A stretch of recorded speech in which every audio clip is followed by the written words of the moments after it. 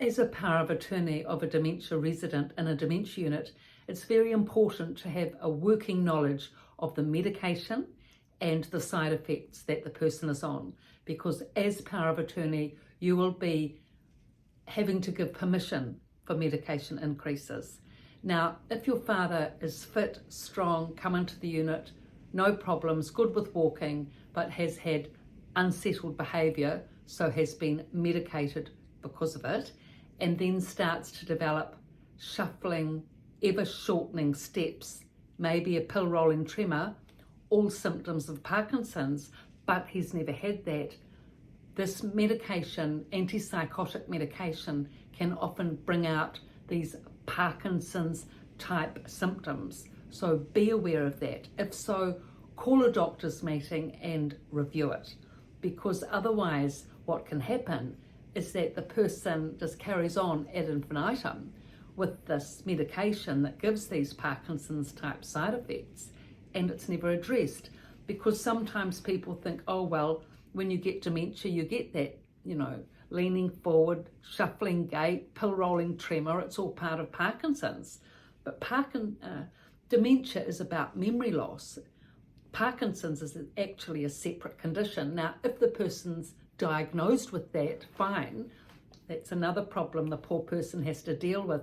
But if they haven't got Parkinson's, but because of medication, the side effects is giving them symptoms of Parkinson's, go to the doctor or the nurse, have a doctor's meeting, address the medication, either change the medication, reduce the medication, or better still, reduce and settle the mood of your father so he doesn't need the medication. That's the big thing. Because often it's because they're so stressed and upset being in a dementia unit that their emotions get out of hand and they get anxious, uptight, angry with it on occasions. So the best thing is to work through everything that I've explained in these two books, The Resident's Voice and The Resident's Rise, to address this in these videos. But in short, firstly, if the person's an independent, good walker, you need to get them outside for daily walks consistently. Outside walking, exposure to nature, your companionship, good trips out, and lots of chats, communications, and working things through.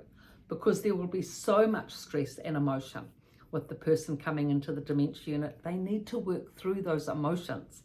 So you need to be there as their main support person, power of attorney, relative, friend, whoever.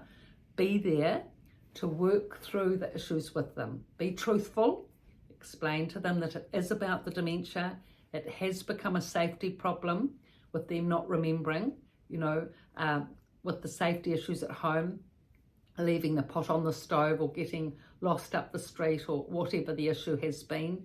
Address that, discuss it, and work through all the issues that are there. I mean, it will be different for everybody. Some people love exercise, some people don't care if they're just sitting around watching telly all day. Other people do like to be able to communicate everything through. Others, if they're an elderly lady in her 90s, she may just think, oh, well, it's a nursing home, no problem. A younger person won't think that. So horses for courses, you just need to work out what the key problems are for the person that's making them stressed.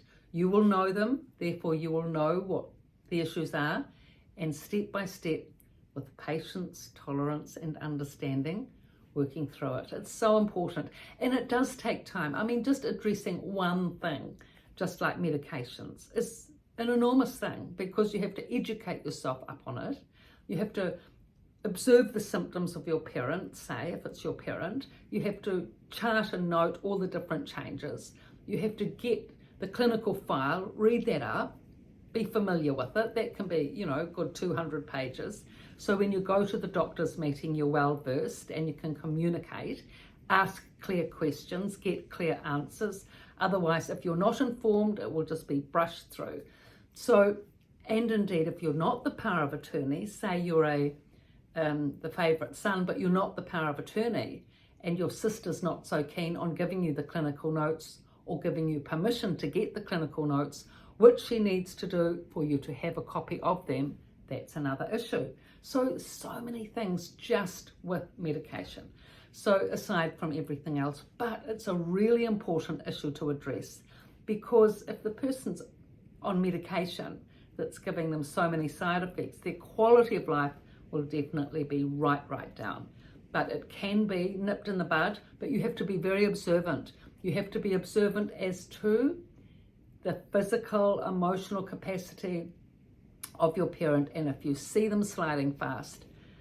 Dementia is a slow condition, it's not a fast condition. You're not going to get dementia decline in 2-3 weeks, but you will from medication with side effects. So that's how you need to be able to assess, learn, observe, and educate yourself up. Because if you're familiar with all the terminology, especially, you're familiar with the routine, the cares, the charts, what's in the clinical notes, then everything that the doctor and nurses discuss with you, you can be clear on that, combat it if you need to, get clarification, ask questions, be part of the picture, and be the voice for your parent. So I've written about this in depth, Residents' Voice, Residents' Rise. Thank you for your support of this channel. Please subscribe. Thank you.